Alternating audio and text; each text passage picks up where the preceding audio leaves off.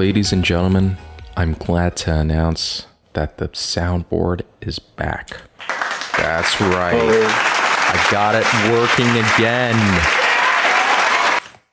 It's amazing. It took so much effort to collect all of these audio files and put them in one place, in one folder, and just collect them to make sure that they are where they are. But unfortunately, I couldn't get like one sound effect. Can you guess which one? No, which one? Well, I got the bruh. So that's good. But what I'm missing is the boo.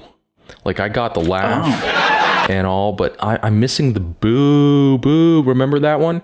That one's a classic, but I don't have it anymore because it turns out like it's copyrighted. Really? Yeah, like all these canned laughter tracks, they're like from the 50s, the 60s, the 70s, and from the future.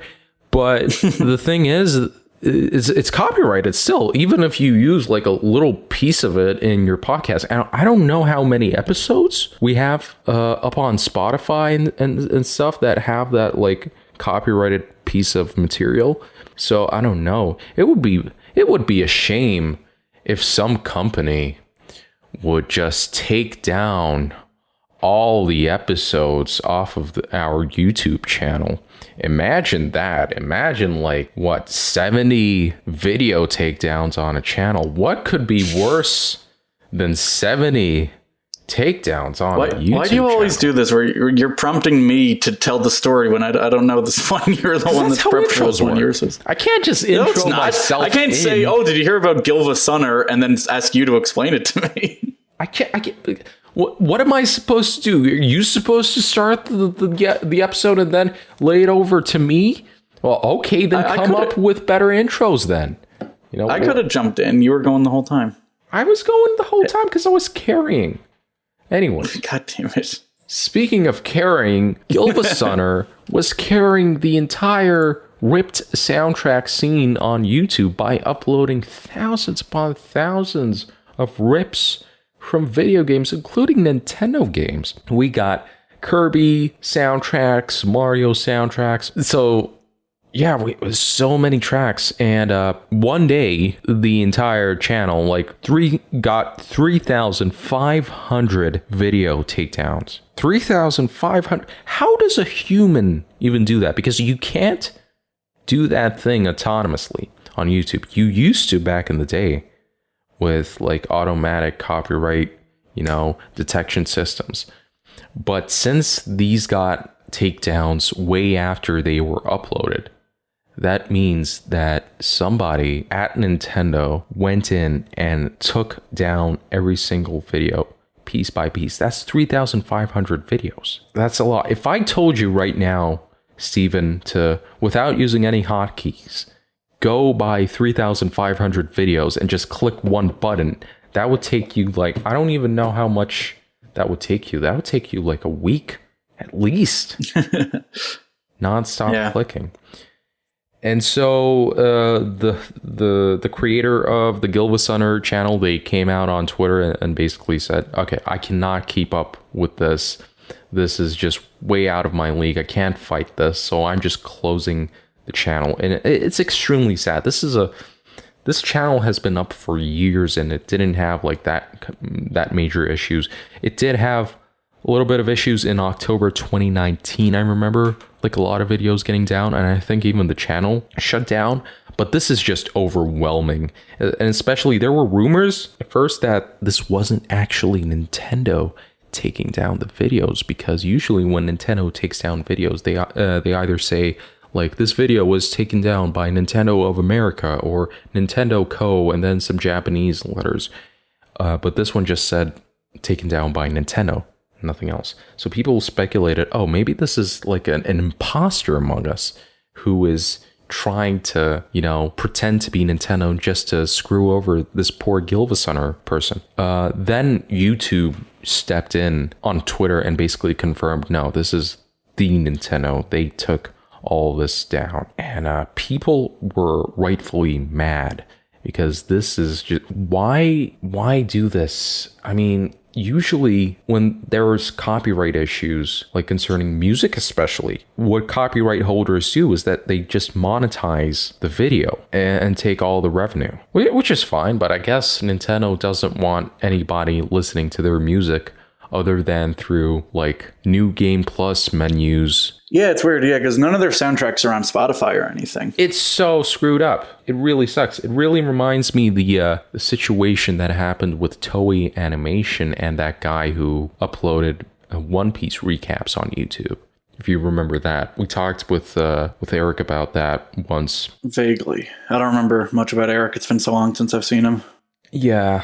And that guy, he actually got his channel back and those videos back, but they're all blocked in Japan, which is something he's fine with because like most of his audience was in Japan.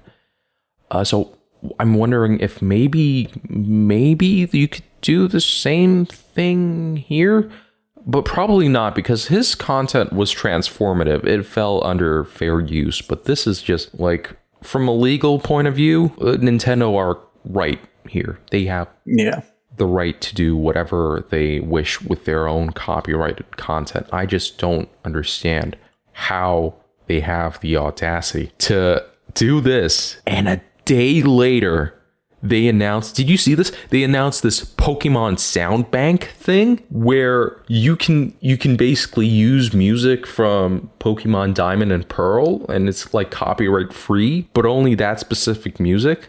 Like, how tone deaf are you to do that announcement, like, literally after just mauling this YouTube account, which was beloved by millions? Well, do you think they're going to set up something similar for the rest of their work? Like, no, that's not Nintendo's way. Because if they only took down the Diamond and Pearl music and then set up this Pokemon sound bank, I think it would make sense. No, it wouldn't. Like, the sound bank just makes the Pokemon music royalty free or something. Well, it's there. You can listen to it from there. And you cannot re-upload it. So what's the... That doesn't make sense. I guess so. But they might have wanted to have access to the statistics and all that. I don't know. Because that, to me, that would be basically the same as putting it on Spotify or something, right? Like, Yeah. But I didn't read, like, the terms of use, but from what I understand, you can use that like in your videos and stuff. But I don't know if we can do that on our podcast, because I'd like to use like some kind of Pokemon Diamond and Pearl sound effects. You know, that's my favorite gen. Yeah. But you know, there's also one more thing. Okay. A lot of people are confused about Silva Gunner and GilvaSunner and Silva Gunner. There's two YouTube accounts, and I love this. So there used to be an account called Silva Gunner. It was the original one, which did basically the same thing that GilvaSunner did. It posted rips from video game OSTs. And then it got taken down due to copyright issues. And then GilvaSunner popped up as like a reemergence of that channel's purpose. So they did the exact same thing. Then after that, Silva Gunner, another account, which has nothing to do with the original account, popped up as a parody of GilvaSunner. And guys, if you don't know Silva Gunner, just listen to a couple of rips from Silva Gunner. I'm not going to spoil anything. Just listen to some of the Undertale tracks, you know. It's pretty interesting, like from like these versions of the OST that you might not have listened to before. It's pretty cool, nifty stuff, and I especially love it when people keep getting confused between GilvaSunner and Silva Gunner, and people accidentally click the wrong video, and at first they think they're listening to Kirby's OST, and then it turns into something completely different with grown men screaming. But yeah, this situation sucks, and I don't like Nintendo bad. Do you want to hear about something else bad that's been happening with Nintendo? Well, that Nintendo has been doing to someone else? Yeah, I know what you're doing. You're doing like a cool transition into Gary Opa situation. Unfortunately. Usually when this happens, we have our resident lawyer, Eric. Yeah. But this time he couldn't make it, unfortunately, because this is what he said. He wrote to me that he's going to be protesting critical race theory in his city, because this is what he said. This is what Eric said. If they start teaching this shit in schools, I might not have a job in the future. I don't really get why it's such a big deal if they teach in schools, though, because Eric is already not allowed within 50 feet of a school. Yeah, that's what I'm saying. So it's kind of confusing that way, especially after that incident with the butt stuff. I'm not gonna get into that, but that's in his past, so I'm not gonna touch upon that like he touched that kid. So moving on. Speaking of bad things that can get you in jail, apparently, if you are a spokesperson for a company that sells custom firmwares for the Switch, you might see up to 5 years in jail. Is that right, Steven? Is that what's going on? Is Gary Opa going into the state penitentiary? Is he going to be along with murderers, rapists, public defenders? What's going on? Well, that's what the prosecution is seeking. So Gary Bowser, very quickly for anyone who doesn't know, was the spokesperson for Team Xecuter. They sold little mod chips that you could solder onto your Switch in order to install custom firmware, and they also sold access to ROM sites. Gary operated one called, well, I guess I can't say the name even if it's shut down now, but you can say it. It's called ROM Bank, according to documents submitted by the prosecution. Yeah. He was indicted. He's been charged. He's accepted a $4.5 million fine in the criminal suit against him that the United States is bringing against him. In the civil suit that Nintendo is suing him for, he has been ordered to pay $10 million.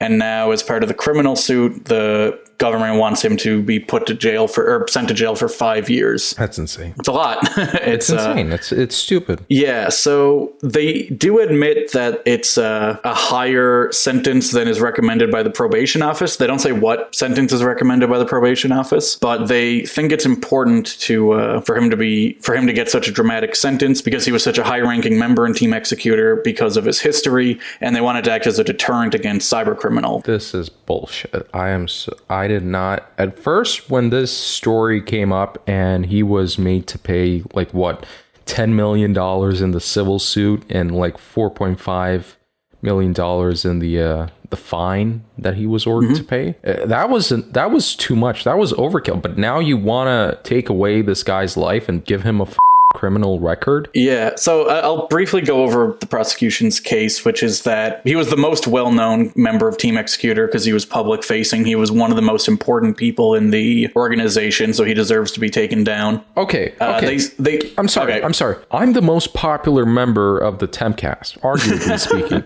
Say Eric Zander goes to jail for some bad stuff activities, which he has a history of doing.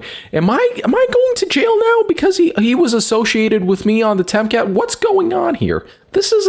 You can't just put somebody in jail because he was the most popular guy. That doesn't make sense. I mean, am I missing something here? I honestly do. Well, they're saying he was important to the organization, so he deserves, yeah. And I guess they're also saying that it will act as a deterrent. So he's a well-known figure. They want to make an example out of him. They say that cyber criminals are harder to convict because, it's easier to act anonymously, or they may live in countries that don't have extradition clauses with the United States. Gary Opa isn't even like a U.S. citizen, right? No, he's a Canadian citizen. They also say that he deserves it because of his history. What history? The only example they can pull out of his history that, this is a bad guy, we shouldn't, cut him any slack, is that he was charged with forgery and fraud under $5,000 in 2004. Do you have any idea how much insider trading goes on in Congress? Do you know that Nancy Pelosi and Dan Crenshaw, their picks for stocks investments are better and outperform every single hedge fund and every single stock expert? But Gary Opa, he did some fraud with $5,000, so he should probably go to jail for 5 years. They also say he's a higher risk of reoffending because he's worked so long in the criminal space. And the quote from the document that made me laugh was, after he's released, the same financial hardships and social isolation that led to his becoming the public voice of Team Xecuter will be present when he re-enters society after serving his sentence. Which is basically saying that, like, he's a lost cause loser and he has no choice but to work in the criminal space. Okay. This guy needs a lawyer, and he needs, like, a real lawyer. I don't know whose lawyer is right now. Like, well, do you want to hear what his lawyers had to say in response? Yes, please. Okay, so his lawyers are asking for a 19-month sentence.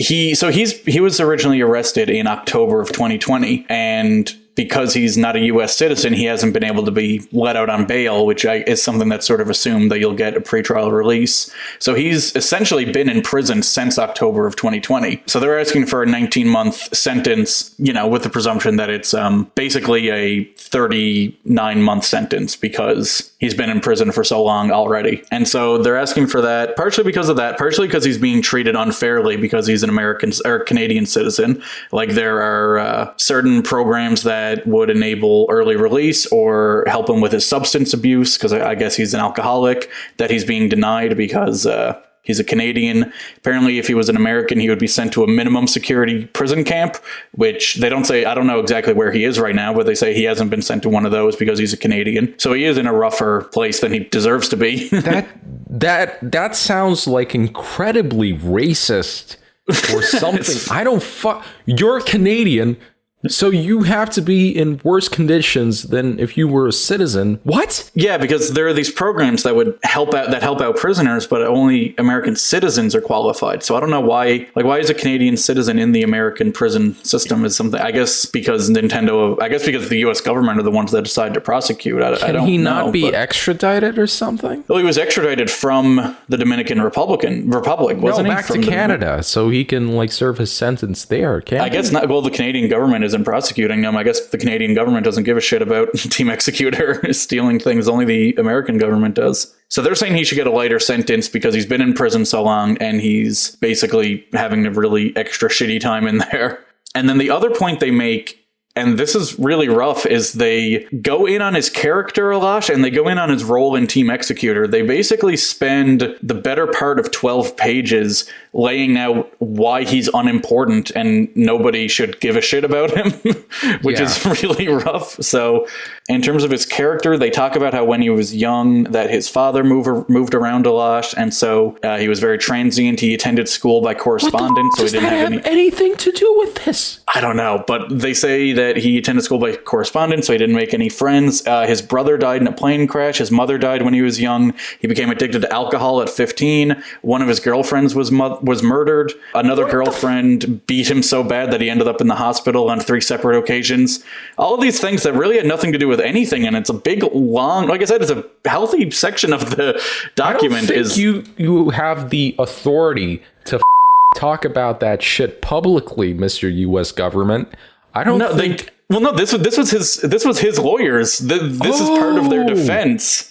No, that's terrible defense. I guess the defense is just we feel bad for him, or I guess the idea is he had a rough life, so he naturally turned to criminal activity. But I mean, it's not really the issue on trial. I guess I shouldn't say on trial, because this isn't going to trial. There's no jury. They're not trying to sway a jury. He's at sentencing. That goes to a judge. Yeah. I guess they want to make the judge feel bad for him, but that's very odd. They also do touch on the fact that he contracted elephantitis in 2018. What? And I'm a doctor. I don't know what that is. Maybe I'm not pronouncing it right, but basically the prison's medical records describe him as permanently deformed. So he has to either use a wheelchair or he walks with a cane. Oh, I know what this is. Oh my God. This is, I think this is what the Elephant Man had. Yeah. Dude, poor dude. Oh my God. That, if he actually has that sucks. So that's another thing they bring up. The only part of the character section of the defense that seemed relevant was they mention he does have friends in Canada who speak highly of him and say they'd be willing to help him when he's released and sent back to Canada. I guess, get him a legitimate job, help keep him out of trouble, that kind of thing. That made sense to me. That was the only part that made sense. But even with his friends, they have these quotes in there where they talk about how he really wants to be liked. He tries very hard to impress people and keep them happy. Several people describe him as being easily taken advantage of.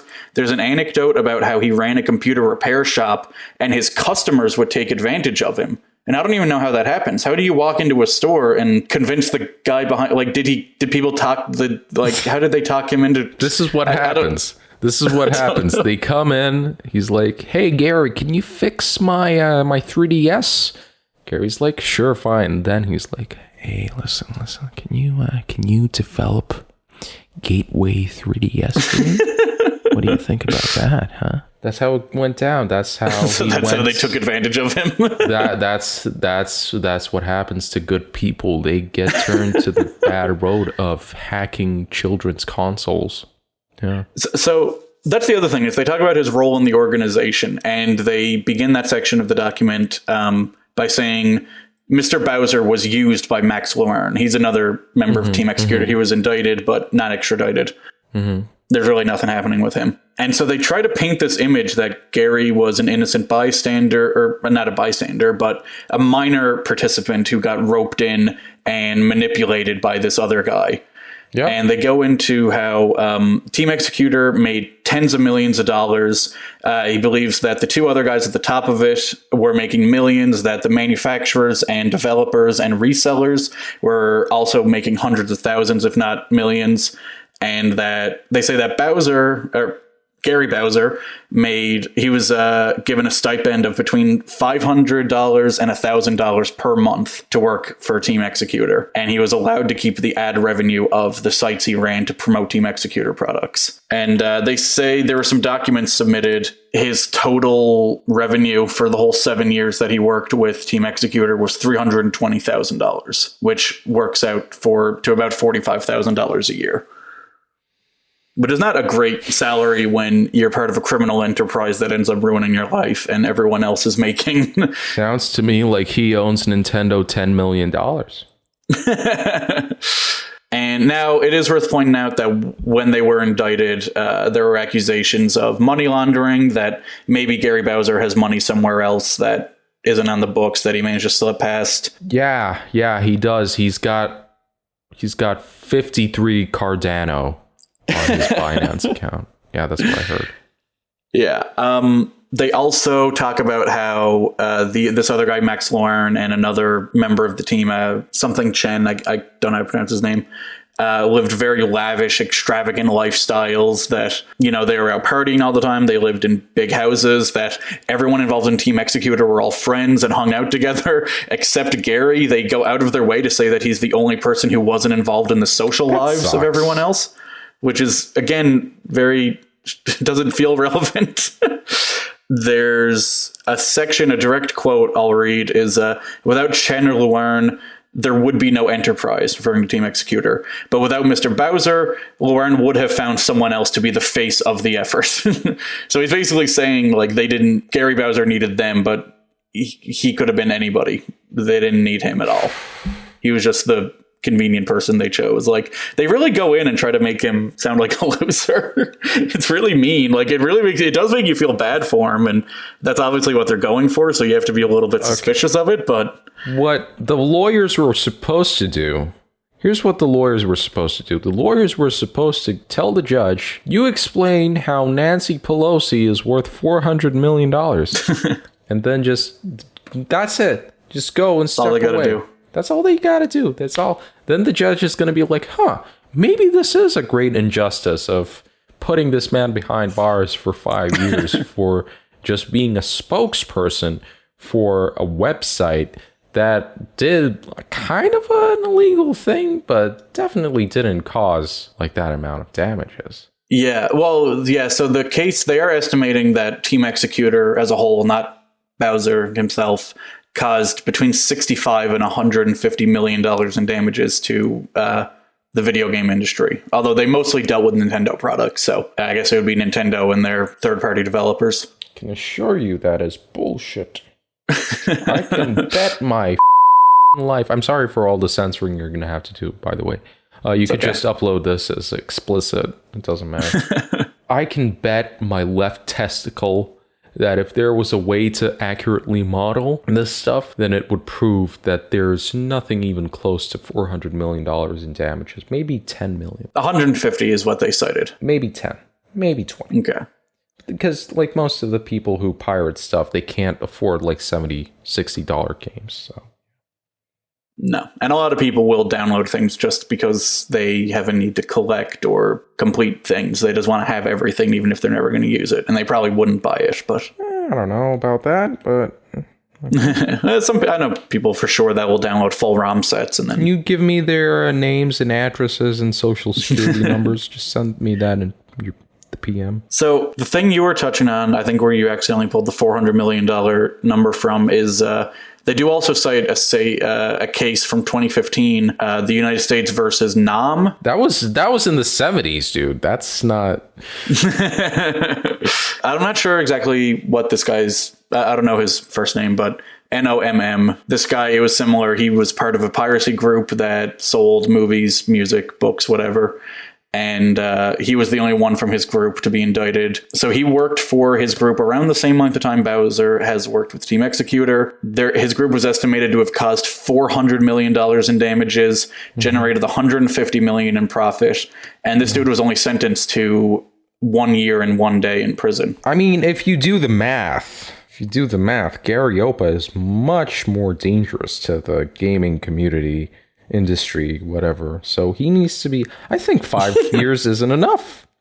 Yeah. I think he needs to get life sentence. You know what? He's lucky that... Where is he getting prosecuted? In California? He's lucky they don't have the death penalty. That's all I'm saying. Because, you with Nintendo, you better realize who you're dealing with, dude. If the ninjas don't get you, then the U.S. justice system will. That's all I'm going to say. Yeah.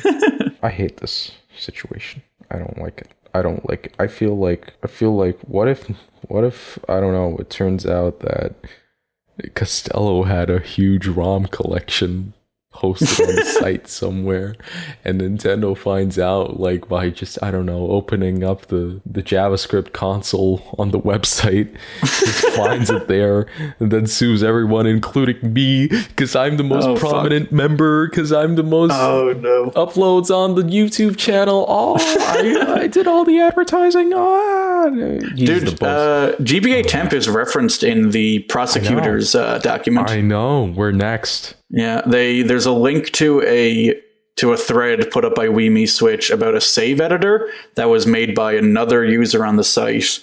And he accidentally said in the thread that it was made by former members of Team Xecuter, and the prosecution used that as a reason to give a stiffer sentence to Gary, because he's like, look, his friends are out doing it again. Like, they don't feel deterred. They're not scared. We need to scare them. And then WeMeSwitch updated his thread after this came out. It was like, I made a mistake. It was actually just another dude on the site. Imagine going to jail because of a WeMeSwitch post. That would be... Ooh, that's rough. That's a hard life to live. I don't like this. They could extradite me. Wait, what if I could use that as a way to emigrate into the U.S.? Huh. Ooh. Yeah. Like, okay, I'll do a 10-year sentence for being a podcast host. Yeah, that seems reasonable. But yeah, I go to an American prison. They got food. They got gyms. Probably better than the gyms in Ukraine, if you think about it. You got discipline, right? You probably get some really nice books. And what else? I don't know. You wouldn't be going to a minimum security camp, though. You'd be going to a tougher one. I guess you'd still get books, I guess. Yeah. But probably pretty limited. That's pretty much what I live with right now. I just read books and I work out. That's pretty much all my free time, all I do. So that would be just paradise for me. I mean, think about it. And then you get buff. There's a community there. A lot of multicultural people you can bond with. In my case, it's probably going to be only one group, fortunately. Gary's defense did also mention that he's been reading a lot of self-help books, and that he He's lost 100 pounds since going to prison. Is that a good thing or is that a bad thing? I don't get it. Oh, I think they say he was over 300 pounds when he went to prison. So it's a good thing. Because I think they were trying to make the case that he should qualify for an early release program. Yeah. But he's a Canadian, so he doesn't. Of course, the Canadians. It was an odd thing to bring up. They're not human, so they don't deserve human rights. The Geneva Convention? What? What's that? It doesn't apply. No, they're Canadians. Come on, get real. Dirty Canadians. You know what? I wish sometimes, like listening to all these stories, I wish I could just commit crimes and not get any of the consequences. You know, and there's two ways I could do that. I can either be a U.S. congressman or play Grand Theft Auto. But you know what? GTA 5, it's so boring. I'm so done with it. I've been playing this game for 13 years already. I'm so bored. I wish Rockstar would just come out and say, you know what? We're working on it. I wish that would happen. Well, I hope you're not looking for any more information than that, because that's exactly what they said. They said, we're working on the next game. That's it. They gave no other details, no ideas, no screenshots, no tentative release date, no idea of who exactly is working on it. But they have said that the next GTA installment is in development.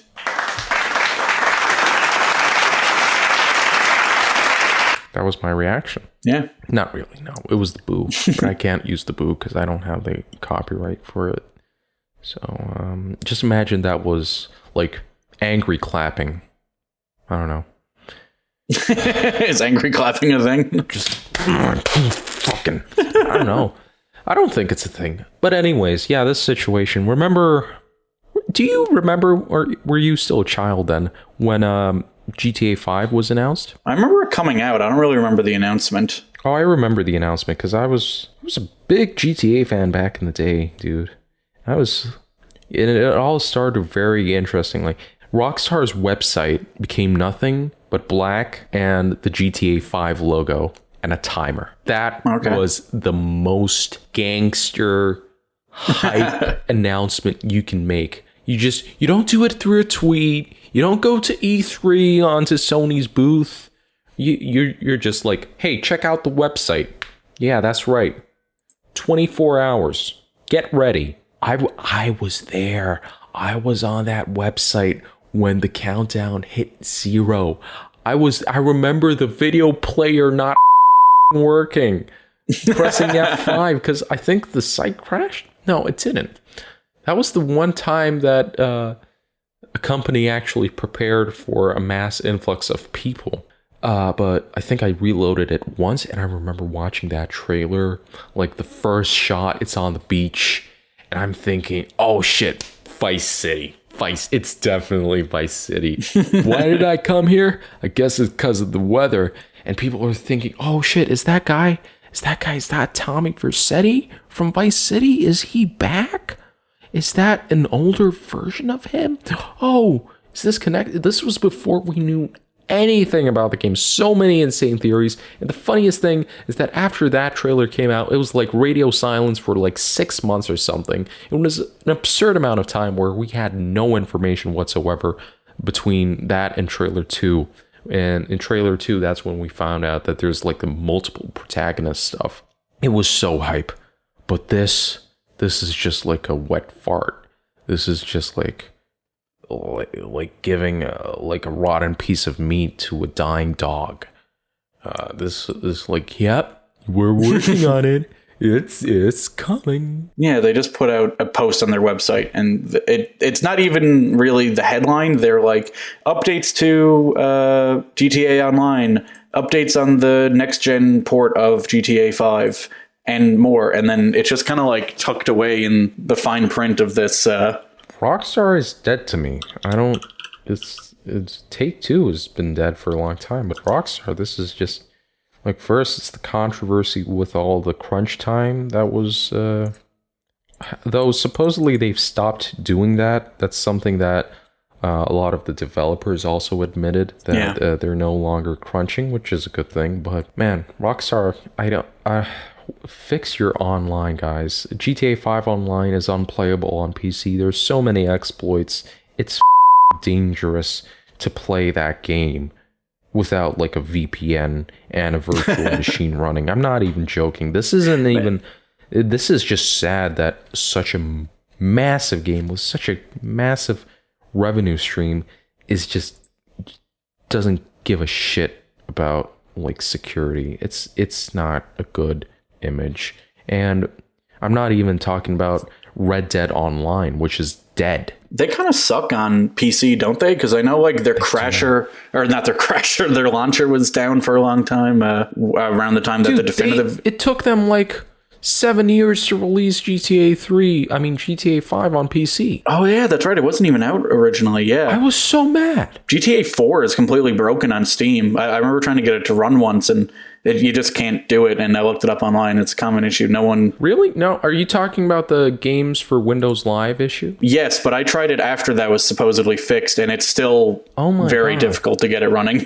Yeah, this is why like the best way to play Rockstar games is literally to pirate them. They don't update their games to make them better for some reason. That's like a big no-no at Rockstar. They specifically release updates. Like they released updates to GTA Vice City and GTA San Andreas that just made all the mods and patches like broken. And that's all that it did. It didn't like have any quality of life improvements. No, it just broke all the patches and mods because fuck you. I think to this day, in order to like use 90% of the mods for San Andreas, you have to downgrade the Steam version. Why? What are you doing there? GTA Trilogy. Who oversaw that? That travesty, that tragedy. How could you do this to 3 of your most beloved games? You make a port to mobile of a PC version and then port that mobile port to consoles and then that port back to PC. What? And then Take-Two, they sue people who are trying to do it the right way through the source code. I mean, oh my god, I can't. My blood pressure is going up thinking about this. Yeah, if Rockstar doesn't make major changes, or Take-Two for that matter, within the next 3-5 years, I'm not even gonna bat an eye on GTA 6 or whatever it's gonna be. I just don't care. That company is dead to me. Yeah, I don't even know if it's worth getting excited about because Dan Houser is gone, and he was one of the head writers.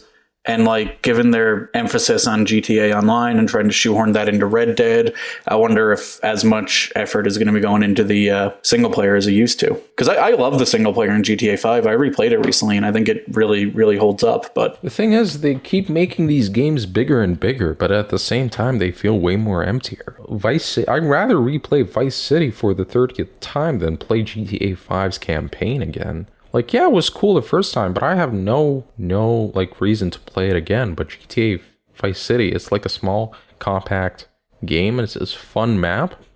A lot of tricks you can do. You can't say that about Los Santos and GTA 5. I honestly don't understand why people play GTA Online. Like, unironically, GTA San Andreas multiplayer, a fan mod, mostly played by Eastern European people and Brazilians, is a better experience than GTA Online on PC. That's not an exaggeration, that's just true. Probably has better anti-cheat as well. Oh my god, can we please stop talking about these big ass topics and go to something smaller? Okay, let's do it. Let's go to the small stuff. What do we have? So just some quick topics worth bringing up. The Nintendo Switch has outsold the Wii. As of last week, it sold 103.54 million units. That's the Switch, the Lite, and the OLED. Whereas the Wii only sold 101.63. So not a ton, not a ton more. It's only 2 million more. But the Switch is also not done yet. Can you bring me up the software sales, all-time software sales for the Switch? Yeah, it says 766.41 million. Now, here's a critical question. Is this before Gary Opa was sent to jail or after? It seems like after, right? That's when the Switch actually stopped bleeding out hundreds of millions of dollars in lost profit. But the moment Gary Opa was in that cell, that's when It outsold the 3DS, the Wii U, the Wii itself. The PS2 was next. Thank God that guy's in jail, right? That's sarcasm for those who are autistic and want to use this against me. All right, should we move on to the next one? Yes, you know what? Nintendo buys all this. We buy the software, but you know what Sony does? Sony buys the creators of the software. That's right. Sony bought Bungie in a move that I can only describe as dating the high school girlfriend of your rival. Sony has bought Bungie, the developers of Destiny, Destiny 2, and also the Halo series. Did you watch that Halo trailer for Paramount Plus? Oh, I never did. I heard it was really bad. Did people stop,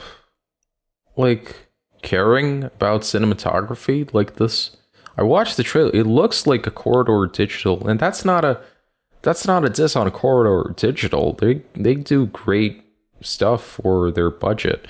But that's if you have a multi-million-dollar budget, that's what it looks like. It looks like a CW show. It looks like season 3 of The Flash or something. It does not look good. If I was a Halo fan, I'd probably be pissed. I don't know. I don't care. I don't like it. I'm not going to watch it because I'm an adult. That's what I do. Instead of watching something and then complaining about it on the internet, I just don't care. Well, you don't watch it and then you complain about it on the internet. Well, I just complained. I said my word, and now I'm going to stop because my life doesn't consist of just bickering and complaining about things that I don't really even care about. So I instead spend my time bickering and complaining about things that I do care about, like the GTA series, like Nintendo's practices against creators, against modders, hackers, whatever. That's what motivates me. But Halo, nah, whatever. Moving on. Man, I wish I could play Resident Evil 4 in HD. Oh, now you can. The Resident Evil 4 HD mod that we've talked about in the past released the other day, which is pretty exciting. Pretty easy to install. It actually improves the game. Well, I shouldn't say improves the game, but it makes it look a lot better. Some fan patches can sometimes be a little wonky or, make things look inconsistent. This one is actually pretty good top to bottom. I'm a big fan of it. That's great. I'm going to check that out. You know what? Because I love Jordan. But wait, do I need to play the first 3? Absolutely not. Really? No. Okay. I'll check it out then. You know what? Just for Jordan. Because Jordan hasn't played it yet for some reason. I'm just going to go a step ahead and play it before him. That's like some kind of, a gaming cuckolding going on. This is his favorite game, but I'm there before him. So, have you watched JoJo's Bizarre Adventure? So in the 3rd episode, or maybe the 2nd, JoJo meets this girl. Her name is Erina, but his evil stepbrother, Dio, doesn't like that JoJo actually found somebody he likes. And so what Dio does is that he runs up to this girl and kisses her. This is a small form of rape even. He forcefully kisses her, and then she runs away because this takes place in the 1800s for some reason. And then JoJo goes up to Erina and he's like, "Hey, yo, Erina, what's going on? Why are you so sad?" And she's like, "What about it?" And then he goes up to Dio's friends and finds out that Dio kissed this girl before him. So she had her first kiss with Dio instead of JoJo. And then that's what ignites the entire the multiple season arc rivalry between these two. And that's what's going to happen with me and Jordan. Right now we're kind of friends, but once I get into Resident Evil, once I get into what's the Jill Valentine, right? I don't know if she's in the game. She's not. Once I get into it with Ada Wong, he's going to be just watching. He's not going to be able to stop me. I'm already downloading it. I'm already buying Resident Evil 4 on eBay. What else do we talk about? Reggie Fils-Aime memoir leaked on the internet. Did you see this? It was complete. It was supposed to come out May 3rd. No, I didn't see it. Let me hear what you got. This is the first page. He who would live must fight. He who doesn't wish to fight in this world where permanent struggle is the law of life has not the right to exist. What? What does that mean? Wow. What is he? I don't know. It's an odd take from Reggie. I mean, Reggie always seemed to be like a serious man. Okay, another thing, the next sentence, obstacles do not exist to be surrendered to, but only to be broken. Huh. Oh, so is he like, he's starting off with some self-help kind of stuff? Yeah, I guess that's cool. That's cool. Yeah, it is going to have self-help stuff in it, actually, so that must be what that is. Uh-huh. Okay, so the next page starts off with, while the Zionists try to make the rest of the world believe that the national consciousness of the Jew finds its satisfaction in the creation of a Palestinian state, the Jews again slyly dupe the dumb Goyim. It doesn't even enter their heads to build up a Jewish state in Palestine for the purpose of living there. All they want is central organization for their international world swindler, endowed with its own sovereign rights and removed from the intervention of other states, a haven for convicted scoundrels and a university for building crooks. It is a sign of their rising confidence and a sense of security that at a time when one section is still playing the German, Frenchman, or the Englishman, the other with open effrontery comes out as the Jewish race. Okay, well, that's, I don't know, Reggie. I don't know. Can we even say that? I don't know. I don't know. That one's dicey. Yeah. That one's I don't know. That one might get him in trouble. I don't know. Yeah. Man, Reggie Fils-Aime after leaving Nintendo, I don't know. He's kind of off the rails, dude. Okay, this is kind of screwed up. I didn't know. We must find a final solution to this issue. What? What issue? What is he talking about? Anyways, speaking of ending stuff, we're ending this episode. You know what? We might be ending the Tempcast. This might be the last episode. Who knows? Who knows? I might die. Who knows? Steven might die. Eric might die. Well, that wouldn't end the podcast at this point. I think Eric could pass away. I can't do this without you, Steven. I can't do it without you. You know, Jordan, that would be sad. That would be sad. But anyways, that's what makes the Tempcast beautiful. It's the ambiguity of the permanence of this experience that you are experiencing. That's another quote from a Reggie Fils-Aime book. Anyways, thank you guys so much for listening. Have a great night. Bye. All right, see ya. Bye.